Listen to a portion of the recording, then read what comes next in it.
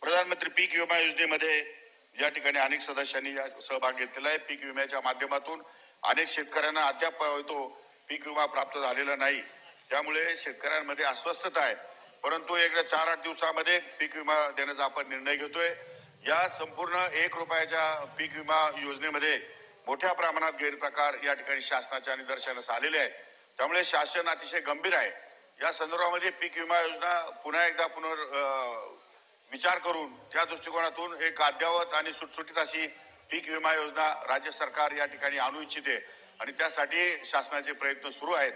परंतु एवढेही करून या ठिकाणी भागणार नाही अध्यक्ष महोदय। पीक विम्याच्या माध्यमातून त्यांना भरपाई शेतकऱ्यांना दिली जाते। नैसर्गिक आपत्तीमध्ये आपण शेतकऱ्यांना भरपाई देतो, परंतु तरी सुद्धा शेतकऱ्यांमध्ये जी भांडवली गुंतवणूक असते ती न झाल्यामुळे शेती परवडत नाही। पण सरकारचा प्रयत्न आहे की भविष्य काळामध्ये भांडवली गुंतवणूक शेतीमध्ये कशी करता येईल आणि त्यासाठी ज्या योजना सरकार कसा राबवेल याचा प्राधान्याने या ठिकाणी सरकार विचार करेल आणि त्या दृष्टिकोनातून सन्माननीय राज्याचे मुख्यमंत्री देवेंद्रजी फडणवीस, उपमुख्यमंत्री अजितदादा आणि एकनाथ शिंदे साहेब यांच्या समेत या ठिकाणी बैठक घेण्यात आलेली आहे आणि दरवर्षी 5,000 कोटी रुपये आपण या ठिकाणी भांडवली खर्च करून